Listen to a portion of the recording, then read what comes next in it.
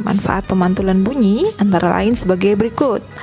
Ada beberapa ya, ada 4. Yang pertama mendeteksi keretakan pada logam, yang kedua untuk USG, yang ketiga untuk mengukur kedalaman laut, dan yang keempat mengetahui kedudukan benda dalam laut. Bisa kan jelaskan yang pertama dulu ya. Yang pertama mendeteksi keretakan pada logam. Nah, pancaran gelombang ultrasonik biasanya digunakan untuk memeriksa retak-retak tersembunyi pada bagian pesawat terbang ya, atau logam seperti itu. Dalam pemeriksaan tersebut, bagian pesawat diperiksa untuk menghindari hal-hal yang dapat membahayakan penerbangan jika ada retakan pada logam. Nah, pantulan ultrasonik akan terdeteksi. Retakan tersebut kemudian diperiksa dan segera diatasi sebelum pesawat diizinkan terbang ya.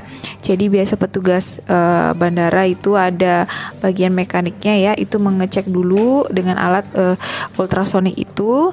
Dicek dulu bagian pesawat itu ada keretakan atau enggak ya. Kalau sudah aman baru diizinkan terbang.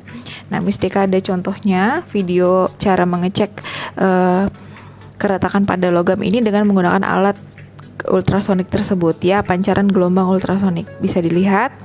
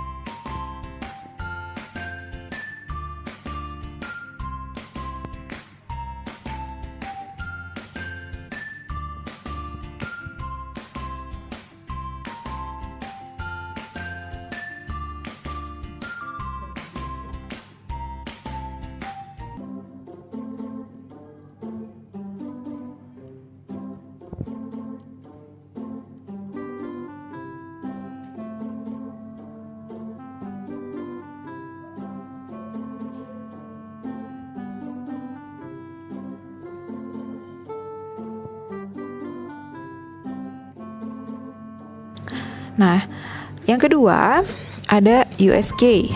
Dalam bidang kedokteran, gelombang ultrasonik dimanfaatkan untuk melakukan pemeriksaan medis ultrasonografi atau biasa kita tahu yaitu USG ya. Misalnya pemeriksaan kandungan pada ibu hamil. Nah, alat pemindai ultrasonik ini akan diletakkan pada kulit atau di atas perut ibu ya.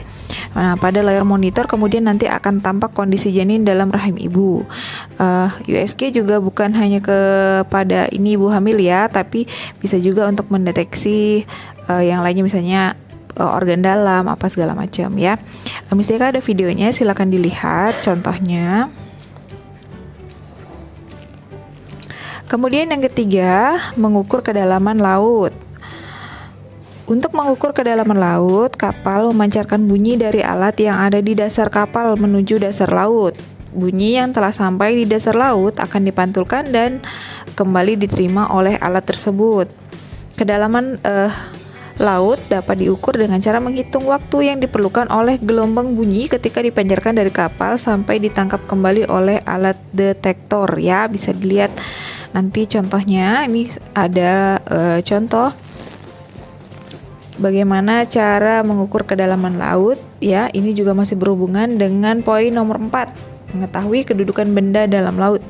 Dengan mengarahkan gelombang bunyi ke dalam laut dapat diketahui benda-benda yang ada di dalam laut, misalnya kapal selam dan kelompok ikan seperti itu. Biasa kalau kapal tuh itu ada alatnya ya di depan itu. Nah, di nahkodanya juga ada, itu biasanya nanti kayak apa ya, kayak ada layar gitu, itu mengetahui ada, oh misalnya ada kapal selam tuh di bawah, misalnya oh ini ada kelompok ikan gitu ya. itu bisa diketahui ya dengan memancarkan gelombang ultrasonik ke dalam laut tersebut ya.